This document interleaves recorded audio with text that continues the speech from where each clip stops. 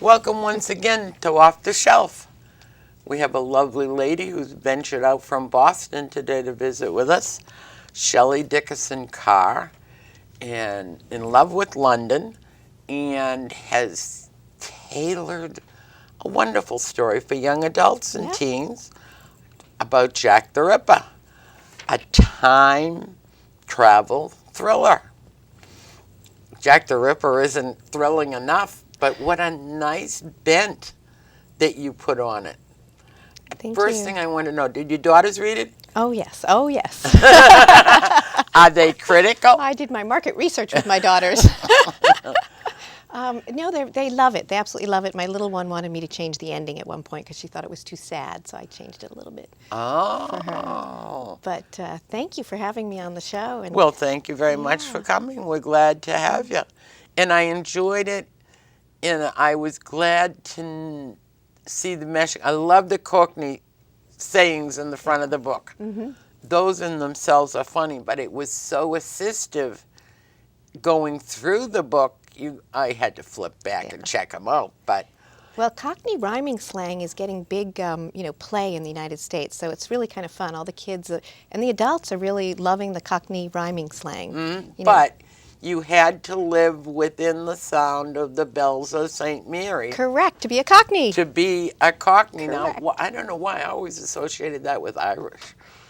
Now I won't. Well, there were a lot of Irish also, but it was an English. Cockney was in the East End of London, and Cockneys were a very tight-knit group and Similar to South Boston? very similar. Okay. Very similar. And it was very easy to do the research, even though I went to London a lot, because there's so many places in Boston that are so similar, with the gas lights on Beacon Hill and the cobblestones and the sort of eeriness, and if it's sort of dusk. So it was fun. Now, is London really truly a second home? I went a lot to do the research because I was very fanatic about the research being absolutely accurate with Jack the Ripper, and by the end of the book, everything falls into place the way it's supposed to. So, because it's a time travel, it goes back and forth a little bit. Did you see the news yesterday? Argo is being challenged by the senator from Connecticut. I did see that. They got the vote wrong in the movie, and he wants it changed. So your research is important. It really is. People really check up on it, and it matters. And even with fiction, it's amazing to me. So it's about Jack the Ripper. They've never caught Jack the Ripper, and I was very fascinated as to why they didn't. But it's amazing to me how people will email, call, tweet, whatever, and say, "But I thought such and such happened exactly," because there's it's been 120, 30 years, so 125 years. So everyone has their idea of what happened, and they love to have it absolutely correctly the way they remember Jack the Ripper. So you do enjoy getting interaction from your readers? Oh, I love it. I love it. We've had an incredible amount of Japanese young adults, children and teenagers, and a couple of adults tweeting in Japanese. So a So friend... you have to push the translate button? a friend translates. So go figure. It's about 1888, Victorian London, written by an American, and it's taking off in Japan, but it's so much fun. It's having so much fun. On the website, there's a worldwide sales graph. You're doing quite well. Yeah, no, we are. It's great. It's just great. And Jack the Ripper is, I think people are fascinated about unsolved mysteries. And it's a mystery, and you solve it at the end if you read the book. But you're so exact. And I have noticed lately, if you watch commercials, every time they go to a telephone, they go to a rotary dial telephone. And I think that's funny. Yeah. They're selling these cars with GPS that talks to you. But whenever my mother, I think, had the last rotary telephone. But you were very careful that her iPhone stayed on this side of the page, and Starbucks, and while she was there, how she wished she had them. Correct. Yeah. Well, and it's fun. And my husband said this morning, you always talk about the mystery of Jack the Ripper and, who could the Ripper have been? And I have lots of good theories about it. But the book really is about a love story from a present-day young woman to a Cockney boy back in 1888. And that's really what the story is about, though it's definitely about Jack the Ripper. Yeah, but you got some tragedy in there. Yeah. And how a teenager would handle tragedy and sibling interaction and need to be supported. And I love the comparison between the Victorian home of the 1800s and where she lives now. Right. and how she sees that it's downsized and it's now condominiums, but it's still standing. Right. In 1888, it's a formal big house and a grand sort of mansion. And in present day, it's a condominium, and her grandmother lives in a portion of it. So there's definite secret passageways and oak staircases and ancestral portraits and all that sort of stuff on both sides. But then you get the modern and the contemporary. And the clothing, you went to great Clothing. detail Oh, with my the goodness. clothing. Oh my goodness. Sitting with a hoop skirt is not all that Not it's cracked fun. up to be. Yeah, I'm an historian deep in my soul more than anything else, but I do have a master's in writing for children and young adults. So I did have I guess, a grounding of where I was going and why. Because I've had lots of adults reading this book, and they love it, and they say, why didn't you make it an adult book? It's gory, it's about evisceration, it's about these women, these young women dying brutally. How could you make it for teenagers? And I'm like, have you read teenage, fiction lately? Yeah, well, there again, there's a connection. Yeah. Something that you can, in reading it, share with your kids. Yes. So, listen, you can read it. I read it. It's a good book. I didn't have any trouble with the words. Yeah. And it helps me understand, because my kids didn't read those. Did you ever you read read Nancy Drew Oh. and the Hardy Boys? So the reason that drew this to me is, I say I'm an historian, but I love mysteries. I read them like Yeah, but your people drink first water. book was, what was the one you Well- pulled off the shelf? Oh, yeah, that was a Your just grandfather's so, book? Yeah, exactly. Not an early reader. No. I used to read mysteries when I was very young. Yes, my grandfather, John Dickson Carr, wrote mysteries, and I would read them and, see some of his Broadway plays. And so I was very much into writing as a child. But I did love Kipling's Just So stories. Thought that's what you were going to say.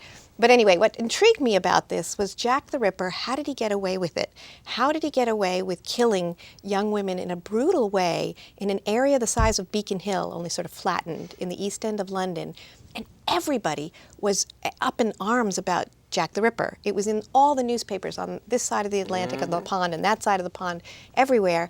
And yet he consistently got away with In murdering. plain sight. In plain sight. And it was always around dusk. But, who could have done that? So you start thinking, okay, who could walk the streets of London and these women would not be afraid of that person, because these women were afraid to go out at night.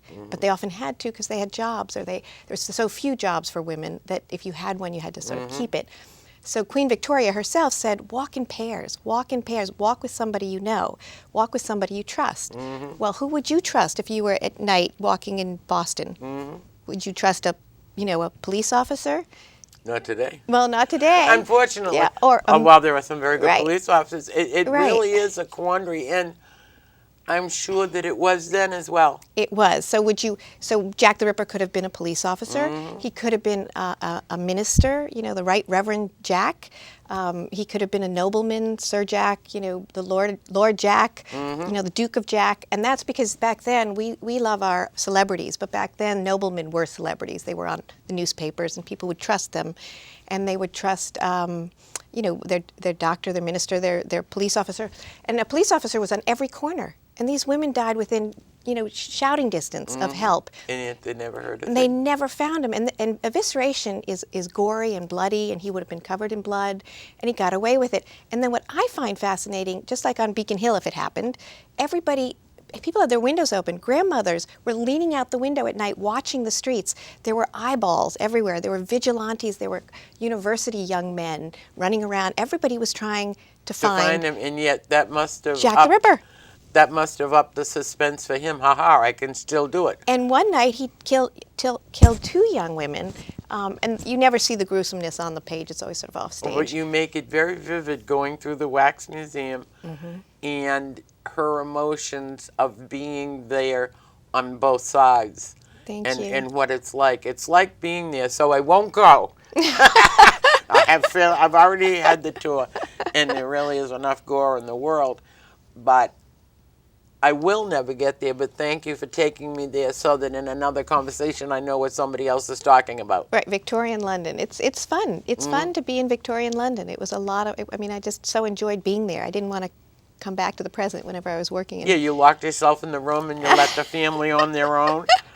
And they hung out with some famous. I love Oscar Wilde and Bram Stoker, Bram the writer Stoker. of Dracula, and Robert Louis Stevenson. I mean, Yeah. those aren't bad people to hang out with. Well, what was interesting is writers, too. Arthur Conan Doyle, there were writers going around the streets at night looking for this monster. You know, they wanted to write about him, but they also wanted to capture him. Yeah. And all these people, famous, non-famous, celebrity-type people, were looking for Jack the Ripper. And these women went out and they were petrified and they'd huddle together. And there's a theory that I sort of like, that Jack the Ripper was Jacqueline the Ripper. I was going to say that. Did anybody think it might be a woman? Well, at the time, no, because they didn't Because think that would make the nicer, beautiful, sweet right, sex you could go, ever. oh dear, what happened? And Right. nobody would question you. Right. And nobody believed women could be violent. You know, they were, these sweet, wonderful And creatures. the evisceration.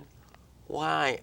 A woman who was denied doctor, nurse, on the verge of an experiment, on the verge exactly. of, what was it? Was it Well, midwives. Midwives could walk the street of London, and all the women would know them because a midwife would come to you also if you were sick or you were having a baby. So midwives were very loved and beloved. If you couldn't afford a doctor, and even if you could, midwives delivered babies. But they would know about evisceration. And evisceration is rather gruesome and rather awful, and you would have to have some knowledge of it. Butcher lads ran around and they had leather aprons that had blood stains on them, so they could probably run around. It was very interesting, though, that these women, towards the end especially, just were so terrified that they were huddled together walking, and yet he still was able... managed to get the last guy out. So no matter how safe you think, and they didn't even have Yes. iPods stuck in their ears. No, but they had whistles around their necks. The police officers, the bobbies as they were called, were in every corner. I promise you. I mean, they were like from here to there. I mean, it was just unbelievable. The entire London police force was in this small little area of the East End, and they gave women who had to go out at night, and most women didn't. They wouldn't go out. But if you had to, they'd give them whistles. And they walked around with the whistles in their mouth. So they would have whistled, and the least tweet would have had everybody come running. But they didn't, and why? So I actually think you're right. I think Jack the Ripper might have been Jacqueline the Ripper. In plain sight. In plain sight. And nobody would have even Yes. thought about it or questioned it. Yeah.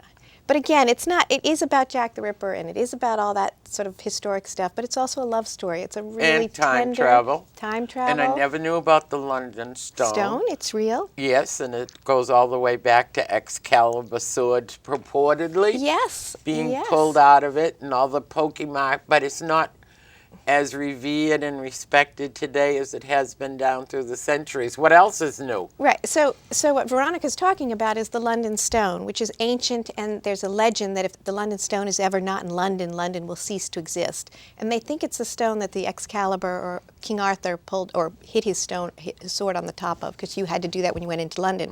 And in the Victorian age, they actually had police officers around the stone. It was highly respected, very valued. And they didn't want people chipping away at it because it was supposed to be good luck, and if you were pure at heart, virginal in your heart, you could make a wish, and she wishes to time travel. And this is all true. And it's fascinating to me that for centuries this stone was so revered, and now it's a rock. It's rock, and nobody. I mean, people from other countries come and look at it because they've sort of read about it. History. But it's unfortunate that it just becomes another. It's just a rock in London. It is behind bars, but it's just Sort of like Plymouth Rock. Well, no, it's actually sooty. People walk by it. There's no plaque. I mean, it's like nobody cares. Well, maybe the book will bring it back to Let's hope. notoriety, and somebody will care enough about to give it a polish and a power wash. From your mouth, to God's ear.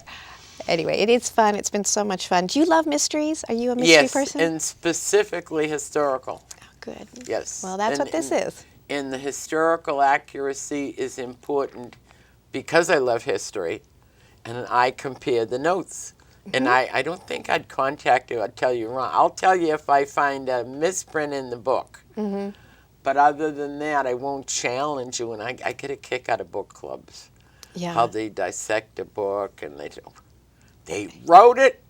They got it published, which is not unlike carrying a child for 9 months and giving birth. Oh, right? you are so right. You are so right. You are so right. Then you have to let it go out there. And that's hard too. And then it's like putting them on the bus for the first time and wondering whether they're going to come home from school. Yeah, Yeah. is there any part of writing that surprised you? I think what surprised me is how much I loved being in the story, and I loved these characters, and I had a hard time when, some of them have to die. It was just very painful to me. Because it's very real. You start dreaming with this Cockney accent in your head, and because I had to listen to lots of tapes of Cockney accents.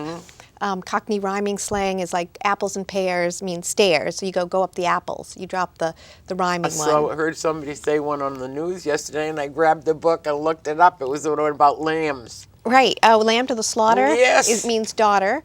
But also bread and honey. You'll hear Americans say, "Do you have any bread?" Meaning money. Do you have any bread on you? But it comes from the Cockney slang. Yes. Bread and honey. They drop meaning money. Bread and honey rhymes with money. They drop the honey and say, "Do you have any bread in your pocket?" And you don't have to question them. It's part of our colloquialisms here. Right. We have a lot of them actually. Yeah. So it's kind of fun, but with the Olympics last summer, the Cockney rhyming slang got a lot of play on the TV. So we're getting a lot of response from people saying, "Oh, I know that, and I know this, and I never knew it before." Well, I don't text, but isn't it close? Don't they use funny little abbreviations for a word that everybody? If my phone goes off and there's a text on, and I hand it to a kid. Yes, and it's particularly in England, in London right now.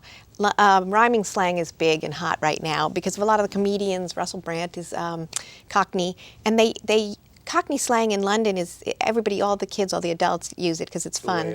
And it's just coming to this side of the pond a wee bit. Thank you for the book. Maybe I'll understand what they're talking about. From beginning to publication, how long did you spend on the book? That's a good question. Many years of your life? Well, so about 5 years went into this, but what happened, it was my own fault. I love the research. I have a very dear friend who is a writer, and she says, do the research after you write the book, because you get so in love with the research, you get so in love with all the... You go off in all different directions. Exactly. Every find leads you to something else. Exactly. So my next book is The Demon Duchess of Devon, about an axe murderess, a Victorian axe murderess. It takes place in Oxford, the University of Oxford. Well, the university system here and there is totally different. Yes. So I'm totally getting into that. I'm really loving it. And of course you don't write when you're doing research. So you just take thousands of notes. What are you going to do with all the notes from Rip? Can you throw them away? I'm going to try and use some of them. But you got to be careful not to use them twice. So are you just this incredible reader, or do you write also? Because you seem to have a good handle on it. I have written, but I only write good news. Ah. And that's hard to publish. Yes. But I have managed, and I consider that, but I love mystery, and I love historical mystery, because isn't life a mystery? I love it too, and sometimes people say you read mysteries as if it's a genre to be sort of, I don't know, poo-pooed or something. I adore mysteries. I love mystery suspense. It's what I love to read. And historical ones, yes. And you can learn. Yes. I go back to Nancy doing the Hardy Boys, and they've heard me say this before. Couldn't get it in my library. What? So I found an article where a little girl had been kidnapped in Florida, and it was a Ford Thunderbird with a very big taillight, and she was locked in the trunk. Oh my goodness. This was way before cell phones or anything. And the people in traffic saw her hand come out of the taillight because she unscrewed it through the taillight. I remember this. She was very clever. Yeah. She was, and when very asked resourceful.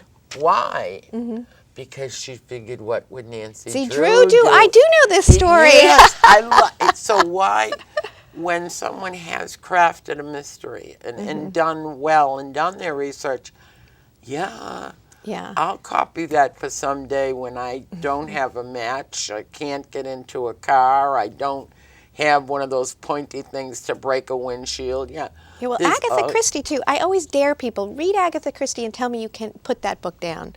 You know, she's just brilliant. And learn something from it. Yeah. And, of course, we've got wonderful Boston area mystery writers. We have Robin Cook. We have, we just have so many wonderful, Linda Barnes. There's so many terrific mysteries out there. We had Hank Philippi Ryan here not too long ago. She's fabulous. Oh, she's I love fun. her stuff. Wicked she's fun. Wonderful.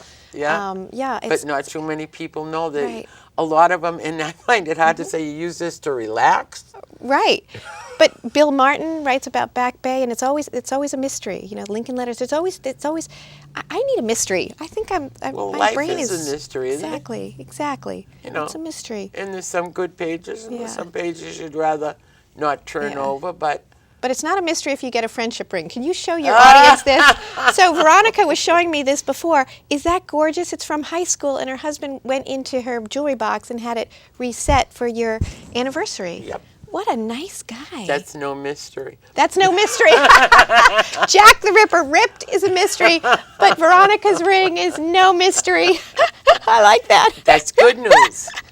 That's a good Right. story. But it was a mystery that he did it. I mean, you Yep. were surprised. Yep. It was suspenseful. Yep. You got a gift that was, And nobody, his daughters were all mad at him because he wouldn't take their suggestions. But left alone, the man has a brain, and he did the and right he thing. knows what's important. And he knows And what you he's love. very supportive.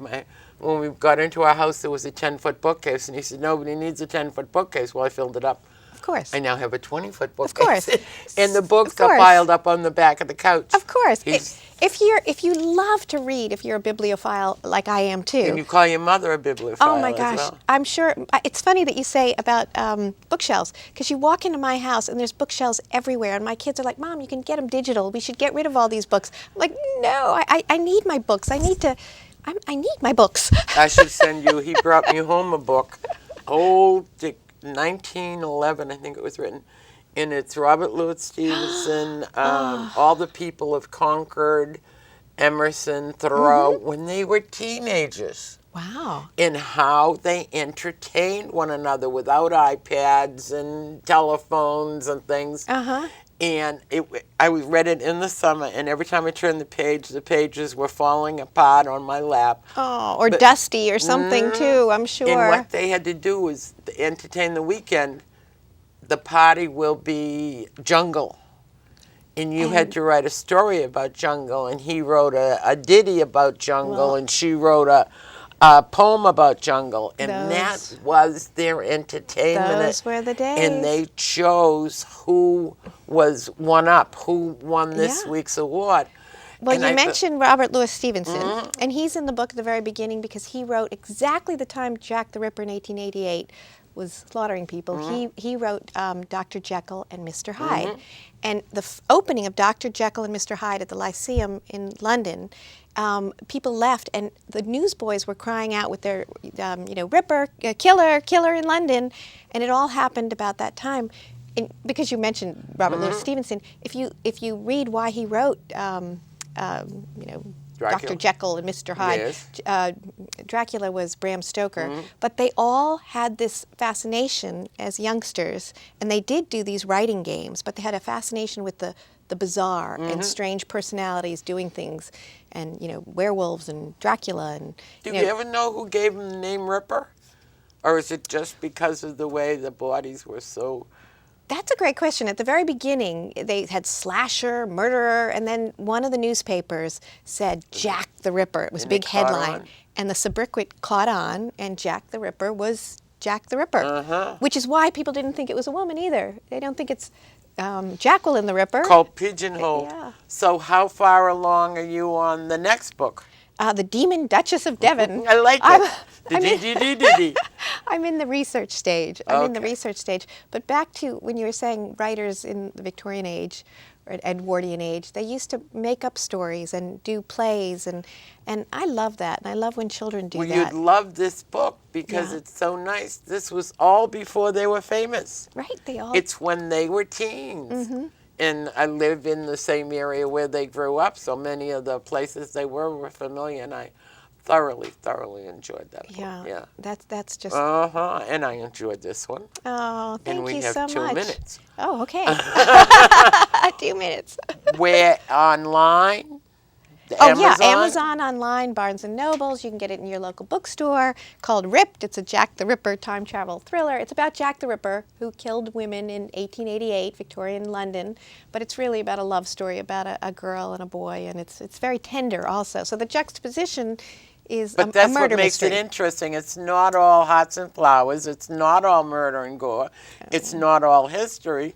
And it's not all modern times. It's a very well-woven tapestry. Oh, Oh, aren't you wonderful? Thank you No, very but much. if you believe that, it's okay with me. Well, you are wonderful. Will you take time to come back with us and let us bring you the next book when it comes out? I certainly will, and I would love to. Veronica and I were talking beforehand, and you can't not love Veronica. She's just the best. Thank you very much. Thank We'll end on that note. I like it very much. Thank you very much. That's it for Thank Off you. the Shelf. Come back and see us again. Bye.